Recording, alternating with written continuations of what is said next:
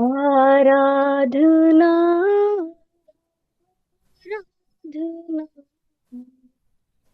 राजाओं के राजा तेरी आराधना आराधना आराधना प्रभुओं के प्रभु तेरी आराधना आराधना आराधना राजाओं के राजा तेरी आराधना आराधना आराधना प्रभुओं के प्रभु तेरी आराधना ऐसी मोहब्बत की जान वो अपने दी ऐसी मोहब्बत की जान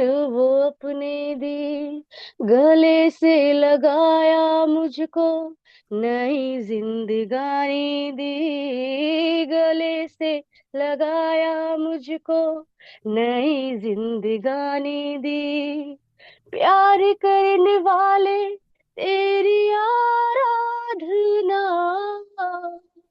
दया करने वाले तेरी आराधना प्यार करने वाले तेरी आराधना दया करने वाले तेरी आराधना आराधना आराधना राजाओं के राजा तेरी आराधना आराधना आराधना प्रभु के प्रभु तेरी आराधना आराधना आराधना राजाओं के राजा तेरी आराधना आराधना आराधना प्रभुओं के प्रभु तेरी आराधना क्षमा करने वाले तेरी आराधना जीवन देने वाले तेरी आराधना प्यार करने वाले तेरी आराधना दया करने वाले तेरी आराधना आराधना आराधना राजाओं के राजा तेरी आराधना आराधना आराधना प्रभुओं के प्रभु तेरी आराधना आराधना आराधना राजाओं के राजा तेरी आराधना प्रभुओं के प्रभु तेरी आराधना hallelujah thank you lord shalom shalom और शालोम। सचमुच में हमारे प्रभु परमेश्वर की आराधना हो। दिन और रात हमारा जीवन आराधना से भरा रहे। जैसे कि हम लोग इन दिनों में पढ़ रहे हैं कि कैसे प्रभु अपने दृष्टांतों के द्वारा अपने हृदय को बता रहा है, जो उसने किया है और जो वो हमसे चाहता है वो बता रहा है। कि हम लोग देख रहे हैं कि किस प्रकार से परमेश्वर ने जगत में अपने अपने राज्य को स्थापित करने के लिए क्या किया। एक्चुअली में पूरा संसार उसी का था, परंतु उसने वो संसार को आदम और हवा को दे दिया था कि वो उस पर राज्य करें, वो उसकी रखवाली करें।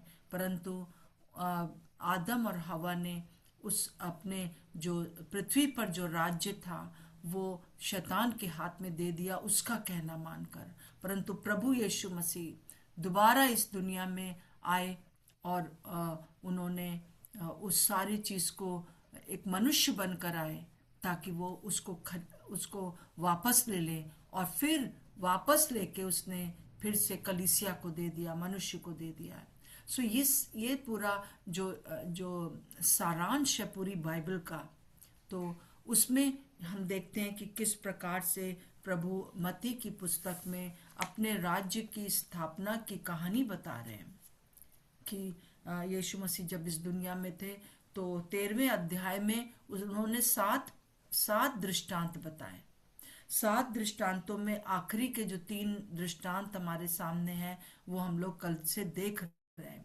और हमने देखा था कि किस प्रकार से 44 पद में, सब अगर आपके पास बाइबल है तो आप निकाल सकते हैं, मत्ती 13 का 44 में, कि छिपे हुए खजाने का दृष्टांत है। तो यहाँ पर छुपा हुआ खजाना है वो इस्राएल है, जैसे कल मैंने बताया। और उसने उस खजाने को पहले खोज लिया, और उसने पूरा खेत जो है वो सारा संसार है, और ये जो मनुष्य है वो स्वयं प्रभु यीशु मसीह हैं। और उन्होंने उसको जो है परमेश्वर पिता है, और उन्होंने अपना निज धन बनाने के लिए अपना सब कुछ बेचकर अपने इकलौते पुत्र को देकर उस खेत को खरीद लिया, और उस इस्राएल को अपना निज धन बना लिया ताकि उसके द्वारा कार्य करें, और फिर ढांप दिया उसे। और फिर हम देखते हैं कि किस प्रकार से 44 और 45 वर्स 6 में, 45 46 में वो बहुमूल्य मोती कौन है? वो इस्राएल है।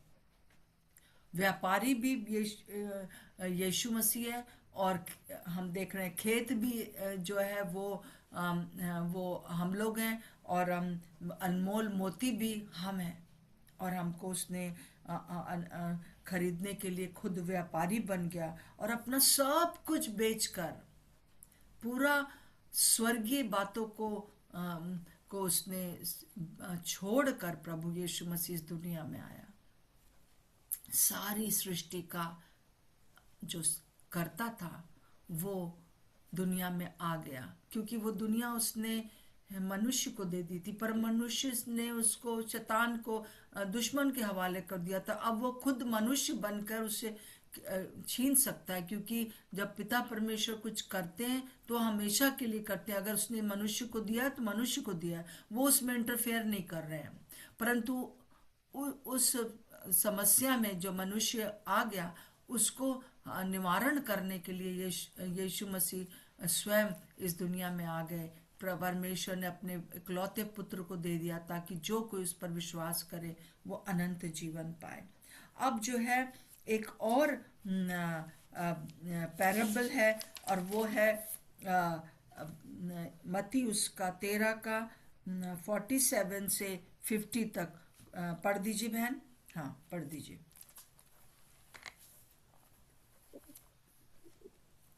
मत्ती 47 से ना जी। हाँ, फिर 47 से 50 तक पढ़ दीजिए। फिर स्वर्ग का राज्य उस बड़े जाल के समान है जो समुद्र में डाला गया और हर प्रकार की मछलियों को समेट लाया। और जब जाल भर गया तो मछुए उसको किनारे पर खींच लाए और बैठकर अच्छी अच्छी तो बर्तनों में इकट्ठा की और निकम्मी निकम्मी फेंक दी।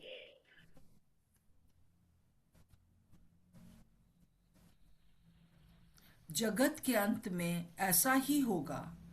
स्वर्ग दूत आकर दुष्टों को धर्मियों से अलग करेंगे और उन्हें आग के कुंड में डालेंगे, जहां रोना और दांत का पीसना होगा। हम देखते हैं कि परमेश्वर जो है वो अंत तक धीरज धरे हुए है। उन लोगों के लिए कुछ भी वो न्याय नहीं कर रहा, परंतु अंत तक वो धीरज धरेगा। तो हम देखते हैं कि जब अब अनमोल मोती जब उठा लिया जाएगा, अनमोल मोती को प्रभु परमेश्वर ले जाएंगे रैप्चर के समय। और उस समय जो जो जो इज़राइल है, जो धन है, निज धन है, वो फिर से प्रकट किया जाएगा। अभी तक ये पीरियड जो है, ये समय, ये युग जो है वो कलीसिया का युग है। और कलीसिया जो है वो उसके लिए वो सब कुछ कर रहा है। अ, पर पर ऐसा लगता है कि छोड़ा नहीं है उसने इसराइल को। क्योंकि हम आज भी देखते हैं कि कैसे वो अपने इस निज धन की रक्षा कर रहा है। क्यों कर रहा है रक्षा? क्यों नहीं? जब इसराइल प्रभु यीशु मसीह को मानना नहीं चाहता है, तो क्यों नहीं दूसरों के समान उन्हें भी खत्म कर दे? नहीं, वो ऐसा नहीं करेगा, क्योंकि वो उसका निज धन है। और अभी जो छिपा हुआ है, अपने जब अनमोल मोती को ले जाएगा यीशु मसीह, तब उस निज धन को फिर से प्रयोग करेगा। और कैसे करेगा? कि जब 7 साल का जो महाक्लेश का समय होगा, जैसे ही रैप्चर हो जाएगा, हम दुनिया से चले जाएंगे। जो विश्वासी लोग हैं, अनमोल मोती को वो अपने पास ले लेगा, और उसको भी उसने खरीदा है अपने लहू से। तो हम देखते हैं कि और उसके बाद जो है वो जब सताव आएगा, बहुत ज़्यादा सताव, और उस समय जो है जो है जगत के अंत तक भी नहीं होगा, फिर भी प्रभु जो है वो अनुग्रहकारी है और वो रुका रहेगा। और फिर उस समय जब सताव होगा, तो सबसे ज्यादा सताव उस समय इज़राइल के ऊपर होगा। और आजकल हम देख रहे हैं कि इज़राइल का वो जो होना है रैप्चर के बाद, वो शुरू हो गया है सताव। और वो उसके विरोध में सारी सारी कौमें खड़ी हो रही हैं। और एक समय आएगा कि सारा संसार उसके विरोध में हो जाएगा। और खास तौर से एंटी क्राइस्ट जो होगा वो प्रकट हो जाएगा इस 7 साल के अंत तक, इस 7 साल के समय। और उस समय क्या होगा? उस समय जो लोग सताव के समय, इज़राइल भी पुकार उठेगा और कहेगा कि अरे, हमने क्या गलती करी, हमारे पुरखाओं ने क्या गलती किया कि हमने यीशु मसीह को अभी तक नहीं माना। यीशु मसीह ही मसीहा था।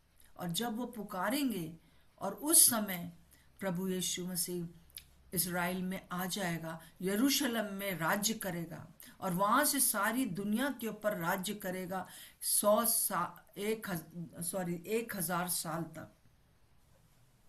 और उसके बाद उस 1,000 साल में, और उससे पहले जो सताव के समय लोग मारे गए, क्योंकि जो कोई भी, चाहे इसराइली, चाहे वो कोई भी लोग जो कि दुनिया में होंगे, जब उस समय प्रभु को ग्रहण करेंगे रैप्चर के बाद, उनके ऊपर सताव आएगा, उनको बलिदान देना ही पड़ेगा।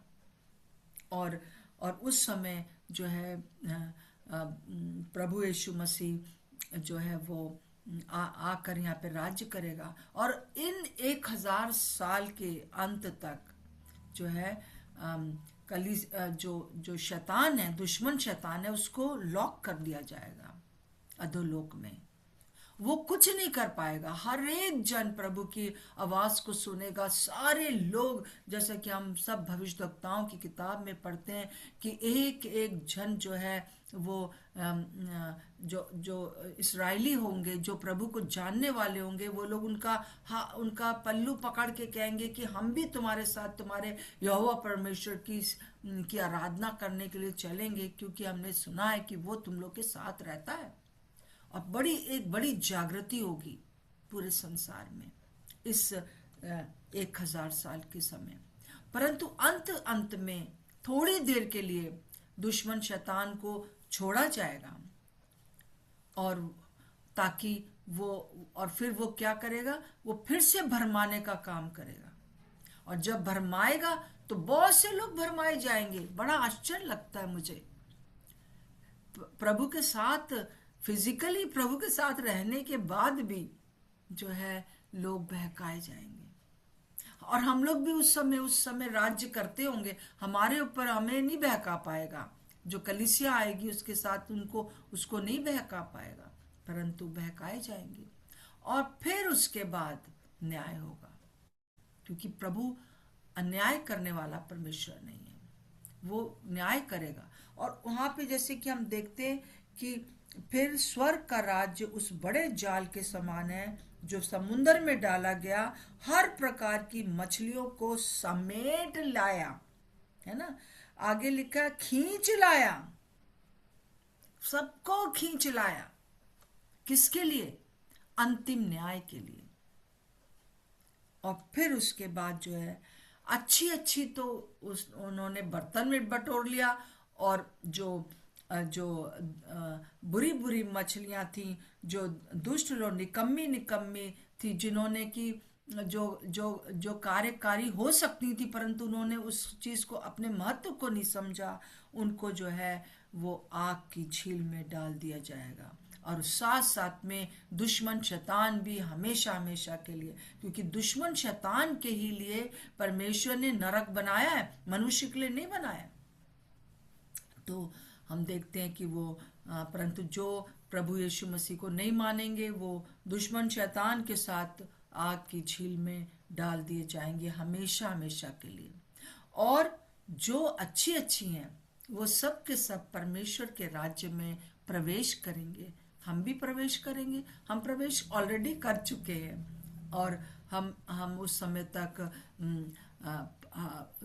मतलब पूरी तरह से वास्तविक रूप से हम उसके राज्य में शामिल हो जाएंगे, और हमेशा हमेशा हम उसके साथ रहेंगे। क्या ही धन्य आशा हमारी है, प्रभु का धन्यवाद हो। और हम देखते हैं कि वो न्याय जरूर करेगा, जैसे कि अक्सर लोग इस बात को वो करते हैं कि क्या क्या कारण है कि, सॉरी एक मिनट, क्या कारण है कि प्रभु न्याय क्यों नहीं करता है? न्याय करेगा, अंत में सबका न्याय होगा। परंतु जो, जैसे कि हम पढ़ते हैं मत्ती उसका 25 का में पढ़ते हैं कि किस प्रकार से प्रभु जो है वो अच्छी अच्छी भेड़ों को अलग कर लेगा। मत्ती 25 का 31 से अगर आप पढ़ें, और ये जो वर्णन है वो हम लोग के लिए नहीं है कि बकरियां अलग की जाएंगी और भेड़ें अलग की जाएंगी। हम तो ऑलरेडी भेड़ों में हैं, परंतु वो समय आएगा जब अंत का समय होगा, तब उस समय तक सारी मछलियां जो भी आदम से लेकर और उस समय तक थी सबको खींच लाएगा और सेपरेट कर देगा। और जो भेड़े होंगी उनसे कहेगा, मेरे मेरे आओ मेरे प्रियो, मेरे साथ रहो, तुम विश्वास योग्य थे। और उस समय तक वो इस प्रकार की ये पिक्चर होगी।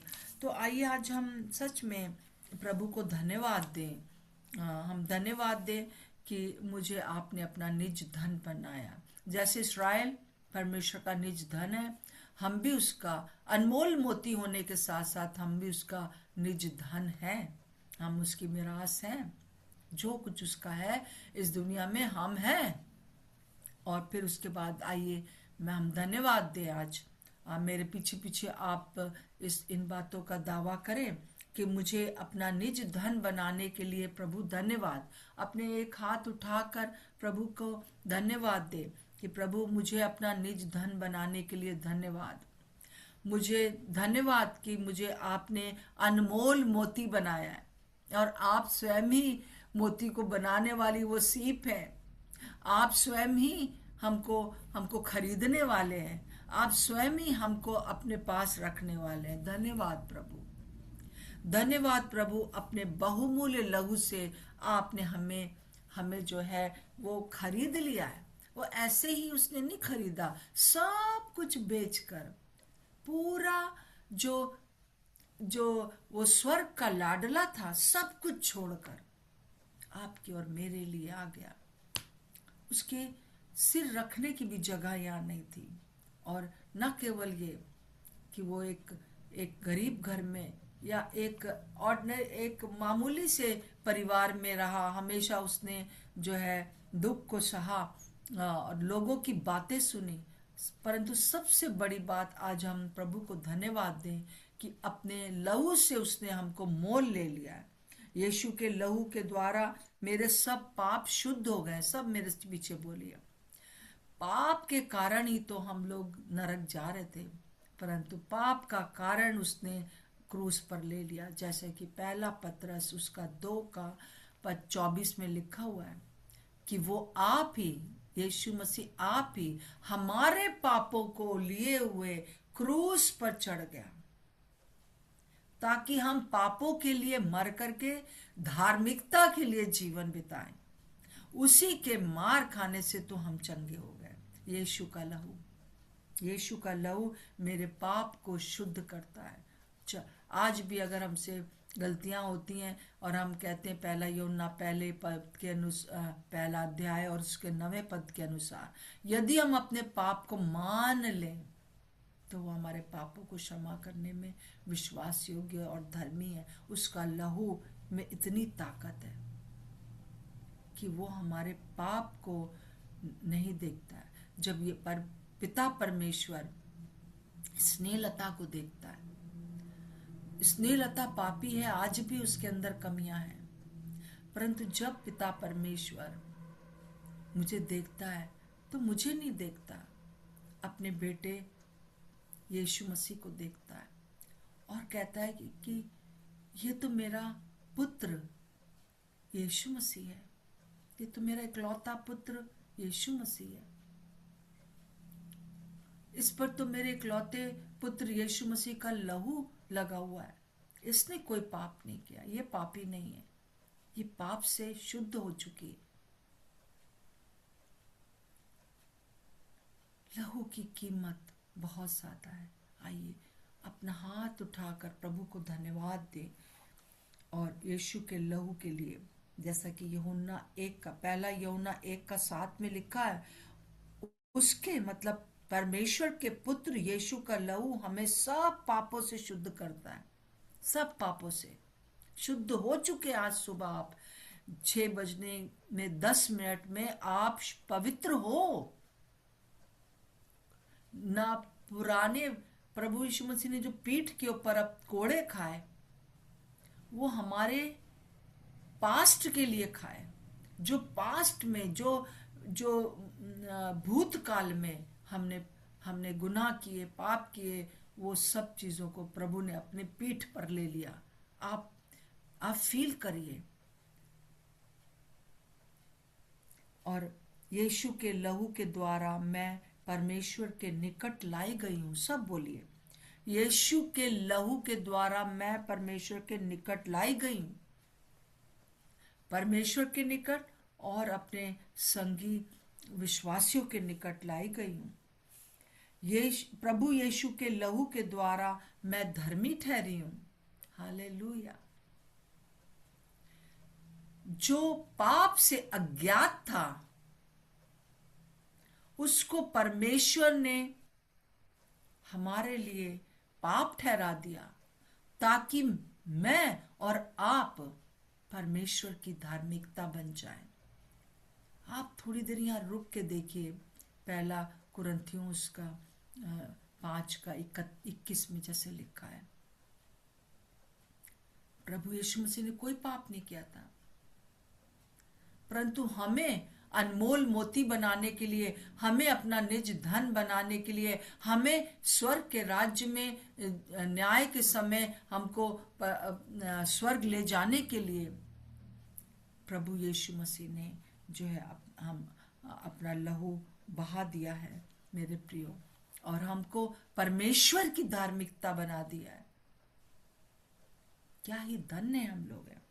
आइए हम चौथी बात के लिए धन्यवाद दें यीशु के लहू के लिए। यीशु के लहू के द्वारा मुझे छुटकारा मिला है। इफिसियों 1 का 17 में जैसे लिखा हुआ है, हमको उसमें उसके लहू के द्वारा छुटकारा अर्थात अपराधों की क्षमा उसके उस अनुग्रह के धन के अनुसार मिली है। प्रभु का धन्यवाद हो। और हम देखते हैं यीशु के लहू के द्वारा मैं पवित्र की गई हूं, मैं पवित्र किया गया हूं। प्रभु का धन्यवाद हो। हम तो अपवित्र थे, हम तो उस बकरी के समान थे, उस मछली के समान थे जिसको कि आग में झोंका जाता, परंतु जब हमने यीशु के लहू के उस महत्व को समझ लिया तो हम पवित्र बन गए। यीशु के लहू के द्वारा मेरा मेल मिलाप परमेश्वर से हो गया है। प्रभु का धन्यवाद दो। शालोम, मेल मिलाप हमारा यीशु के लहू के द्वारा हो गया है। यीशु के लहू के द्वारा परमेश्वर ने मेरे साथ वाचा बांधी है। इसलिए जब हम प्रभु भोज लेते हैं तो हम क्या करते हैं? हम इस बात को, वाचा को याद करते हैं कि अब हमें किसी जानवरों का लहू नहीं बहाना है। हमको जो है यीशु का लहू काफी है। और हम, प्रभु ने अपना बदन तुड़वाया ताकि लहू निकले, और हमारा बदन और लहू के द्वारा जो पाप है शुद्ध हो गए। हम जो है प्रभु यीशु मसीह के लहू के द्वारा खरीदे गए। यीशु मसीह के लहू के द्वारा हमारा विवेक शुद्ध हो गया। अगर आज भी शैतान आपको बार बार पुरानी बातें याद दिलाकर कहता है, अरे तुमने तो ये पाप किया, वो पाप किया, तो कह दो कि मेरा पिता परमेश्वर भी मुझे बिना पाप के देखता है, शुद्ध देखता है, और मैं भी बिना पाप के हूं। मेरा विवेक शुद्ध हो चुका है। और सबसे बड़ी बात जो यीशु के लहू ने किया वो है, प्रभु यीशु के लहू के द्वारा मैं परमेश्वर की उपस्थिति में आने के अधिकारी हो गई हूं। हियाव के साथ आती हूं, जैसा कि इब्रानियों 10:19 में लिखा। इसलिए हे भाइयों या बहनों, जबकि हमें यीशु के लहू के द्वारा उस नए और जीवते मार्ग से पवित्र स्थान में प्रवेश करने का हियाव हो गया है, हम हियाव से उसके पवित्र स्थान, महापवित्र स्थान में पहुंच जाते हैं। हम उसकी उपस्थिति में हर समय रह सकते हैं। परमेश्वर की उपस्थिति हमारे लिए अवेलेबल है हर समय, परंतु हम उस उपस्थिति से में दूर रहते हैं क्योंकि हमारे पास टाइम नहीं है। आइए हम इस बात का निर्णय करें। यीशु के लहू के कारण प्रभु ने हमको अपने निकट लाने के लिए बहुत बड़ा काम किया है। मेरे प्रियो, हमको अपने लहू से खरीद लिया है। और प्रभु, हम आपको धन्यवाद देते हैं कि मेरे साथ अंत तक धीरज धरने के लिए। प्रभु अभी से न्याय किसी का नहीं कर रहा है। अंत में जब प्रभु यीशु मसीह न्याय करेगा और स्वर्गदूत इस बात काम को करेंगे, मनुष्य नहीं करेगा। जब उन मजदूरों ने कहा, जो सो गए थे, जंगली जो बाले हैं उनको हम निकाल लें, उसने कहा नहीं नहीं, कहीं ऐसा ना हो कि एक भी तुम ऐसी बाल को निकाल लो जो कि ऑलरेडी मेरी है, तुम नहीं समझ पाओगे। मैं अपने अंत में अपने स्वर्गदूतों को भेजूंगा, तब तक मैं उनको पूरा मौका दूंगा और अंत में मैं उनका न्याय करूंगा। इसलिए किसी का भी हम नहीं न्याय करते हैं, परंतु प्रभु करता है। तो ये तीनों जो पैराबल्स हैं, इसके द्वारा हम यही सीखते हैं कि यीशु मसीह हमको बहुत प्यार करता है और अंत तक वो हमारे लिए धीरज धरता है। उसने अपना लहू बहाकर, अपने क्रूस के ऊपर लहू बहाकर उसने मेरे और आपके जीवन को शुद्ध और पवित्र कर दिया है। आइए हम इस बात के लिए धन्यवाद दें आज सुबह के समय, और यही प्रार्थना करें कि इस बात को जो है इस गहरी बात को बहुत से लोग समझ सके जो आसपास में नहीं समझते हैं। वो हमारे अपने प्रिय लोग जो घर के अंदर हैं, जो हमारे मोहल्ले में लोग हैं, जो हमारे साथ उठते बैठते हैं, वो सब के सब उन भेड़ों में आ जाएं जिनको कि प्रभु ने अपने साथ ले जाने के लिए प्लान किया है। और वो मछली बन जाए, हम उस बड़े जाल में वो मछली बन जाए। वो लोग हमारे जो आसपास, हम तो हो गए, परंतु हमारे दूसरे लोग जो हैं वो मछली बन जाए, जो कि अच्छी अच्छी बर्तन में बटोरी जाए और प्रभु के सिंहासन के पास प्रभु के साथ हमेशा हमेशा रहने के लिए नया आकाश और नई पृथ्वी में रह सके, और वो हमेशा के लिए होगा। क्या ही धन्य आशा हमारी है। आइए हम धन्यवाद दें। मैं चाहती हूँ काजल, आप प्रभु को धन्यवाद भी दें और प्रार्थना करें जो भी प्रभु आपकी अगुवाई करता है। काजल, प्रार्थना करिए। हालेलुया। धन्यवाद हो परमेश्वर पिता, सच्चे परमेश्वर, आपके अद्भुत प्रेम के लिए प्रभु जी, जिसका वर्णन प्रभु जी हम शब्दों में नहीं कर सकते पिता। उन बातों के लिए पिता हम धन्यवाद देते हैं प्रभु जी। परमेश्वर, धन्यवाद देते हैं प्रभु जी कि आपने हमारे लिए कोड़ों को सहा, उन कांटों को, ताज को प्रभु जी आपने पहना प्रभु जी। और प्रभु जी उस क्रूस को प्रभु जी आपने सह लिया परमेश्वर। परमेश्वर पिता, हम आपके प्रेम के लिए धन्यवाद देते हैं परमेश्वर पिता। धन्यवाद देते हैं प्रभु जी हमें चुन करके अलग करने के लिए प्रभु। धन्यवाद देते हैं प्रभु जी उन सारी आशीषों के लिए प्रभु जी जो आपने हमें दे दी है परमेश्वर, अपना पुत्र बनाने के लिए परमेश्वर, अपनी हमें चुन करके अलग करने के लिए प्रभु। हम धन्यवाद देते हैं प्रभु जी कि सच में पिता, आपने अपने एक लौते पुत्र को भी हमारे लिए नहीं लग छोड़ा, वरन आपने उनको दे दिया हमारे लिए कि जब वो क्रूस पे चढ़ाया जाए तब हम इन सारी बातों से आजाद हो सके। हमारी बंधुआई से आपने हमें आजाद करवाया पिता, हम धन्यवाद देते हैं प्रभु जी। धन्यवाद देते हैं प्रभु जी, हर एक बीमारियों से आपने हमें चंगा रखा है, हम धन्यवाद देते हैं प्रभु। धन्यवाद देते हैं उस बहुमूल्य कीमती अनमोल लहू के लिए, जिसको आपने एक एक बूंद हमारे लिए दे दिया, जिससे कि हम आज जीवन को पा सके। पिता, हम धन्यवाद देते हैं प्रभु जी। धन्यवाद देते हैं प्रभु जी उन सारी बातों के लिए जो आपने हमारे लिए उस क्रूस पर किया है परमेश्वर। धन्यवाद देते हैं प्रभु जी, क्योंकि हमें प्रभु जी आपने सब कुछ किया कि हम जीवन को जी सके प्रभु जी। धन्यवाद करते हैं यीशु मसीह के लिए, जिसने हमारे लिए अपने आप को दे दिया कि हम आनंद से भर सके, हम शांति से भर सके और हम उद्धार को पा सके। धन्यवाद करते हैं प्रभु यीशु मसीह हम आपका कि आपने हमारा पिता से मेल करवाया। धन्यवाद करते हैं आपके लहू के लिए, जिसने हमें अपने लहू को दे करके हमें गोद लिया, हमें अडॉप्ट किया कि हम उसकी संतान बन सके। प्रभु जी, हम धन्यवाद करते हैं पिता। धन्यवाद करते हैं प्रभु जी कि सच में आज हम सब जीवित जीवित पाए जाते हैं आपके अनुग्रह के अंदर प्रभु। हम आ, हमारी फैमिली सुरक्षित पाई जा रही है पिता। हम धन्यवाद करते हैं पिता आपकी दया के लिए, आपके अनुग्रह के लिए हम धन्यवाद करते हैं प्रभु जी। धन्यवाद करते हैं प्रभु जी उन दर्द को सहने के लिए प्रभु जी जो हमारे लिए थी, उन प्रभु जी चीजों को प्रभु जी, प्रभु जी हम सब चीजों के लिए इसका धन्यवाद करते हैं पिता। तो सच में प्रभु जी हमारे लिए था, लेकिन आपने उसको अपने ऊपर लिया कि ताकि आप हम लोगों को देखने पाए।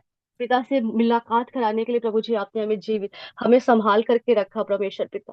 और प्रभु जी हम धन्यवाद करते हैं कि आपने सारी स्वर्गीय वारिस वारिस बनाया पिता, और सारी स्वर्गीय वस्तुओं का अधिकारी बनाया, और हर एक चीजों पे हमें अथॉरिटी दी कि हम जीवन को पा सके और जी सके। पिता, हम धन्यवाद करते हैं प्रभु जी उन कोड़ों के मार के लिए परमेश्वर। धन्यवाद करते हैं प्रभु जी उस प्रभु जी पित्त से भरे हुए प्रभु जी जो दाखरस प्रभु जी आपको पिलाया गया। प्रभु जी हम धन्यवाद करते हैं क्रूस की उस कथा के लिए, तो सच है पिता आपने हमारे लिए एक एक चीजों को सहा परमेश्वर। धन्यवाद करते हैं प्रभु जी कोड़ों के लिए, चंगाई के लिए पिता, हम धन्यवाद करते हैं प्रभु जी। धन्यवाद करते हैं प्रभु जी सारी बातों के लिए। धन्यवाद करते हैं मेरे राजा। धन्यवाद करते हैं प्रभु जी, सारी महिमा आदर आपको देते हुए यीशु मसीह के नाम में मांगते हैं, आमीन। आमीन, आमीन। प्रभु यीशु मसीह, इस समय हम आपके सम्मुख आते हैं और हम सचमुच में आपको हृदय से धन्यवाद देते हैं कि हम किसी भी टाइम उस महापवित्र स्थान में, इस दुनिया में बैठे हुए ही हम प्रवेश कर सकते हैं। आपकी उपस्थिति के लिए धन्यवाद। आप जो सिंहासन पर विराजमान है स्वर्ग में, और आप के दाहिनी ओर यीशु मसीह महायाजक के रूप में खड़े हैं, और पवित्र आत्मा के रूप में प्रभु आप हमारे अंदर रहते हैं। इस सब बातों के लिए आपका धन्यवाद हो। मैं चाहती हूँ प्रभु जी कि इस समय हर एक जन यहाँ पर आपकी उस उपस्थिति का अनुभव कर सके। हमें आप चाहिए प्रभु जी।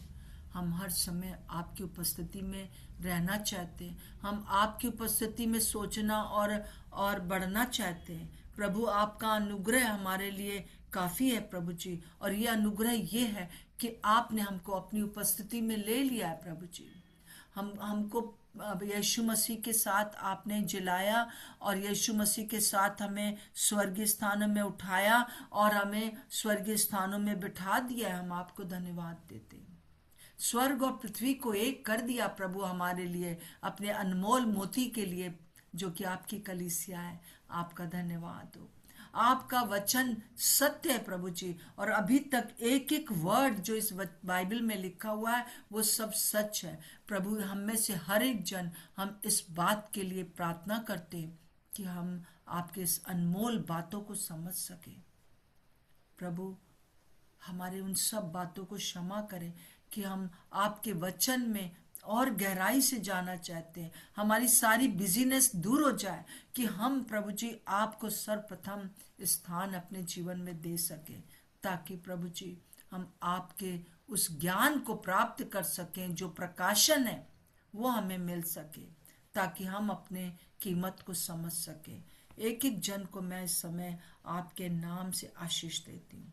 हर एक बीमारियां, हर एक प्रकार की व्यर्थ की चीजें यीशु के नाम से अपने जीवन से उखाड़ कर फेंकते हैं, और परमेश्वर पिता की आत्मा को, जो यहोवा परमेश्वर की आत्मा है, समझ और बुद्धि की आत्मा है, युक्ति और पराक्रम की आत्मा है, यहोवा के ज्ञान और यहोवा के भय की आत्मा है, न्याय की आत्मा है, 7 फोल्ड फुलनेस की आत्मा को अपने जीवन में बो देते हैं प्रभु जी। एक एक जीवन में बो देती हूँ प्रभु। ये अंतिम दिनों में प्रभु आप हमारी सहायता करें कि हम खो ना जाए, परंतु पिता परमेश्वर हम आपकी क्लियर आवाज सुन सके प्रभु। यीशु मसीह के नाम से मांगते हैं, आमीन और आमीन। सबको बहुत बहुत धन्यवाद मेरे साथ सुबह उठकर ज्वाइन करने के लिए और प्रभु को धन्यवाद देने के लिए। मैं विश्वास करती हूँ कि आप लोग सब नोट्स बनाते होंगे, और जब हम आपको भेजते हैं तो एक बार और सुनते होंगे। प्रभु आपको बहुत आशीष दे। सबको जय मसीह की। जय मसीह जय की। मसीह की दे दे। जय आप लोग को मसीह जय की। सबको जय मसीह मसीह की। जय मसीह की। जय मसीह की दीदी, फादर, सबको जय जय मसीह मसीह की। जय मसीह की दीदी। जय मसीह की। जय मसीह की। प्रभु आपको बहुत आशीष दे इस प्रकार से प्रभु के वचन में आगे बढ़ने के लिए। आपको शालोम, परमेश्वर बहुत आशीष शालोम और शालोम।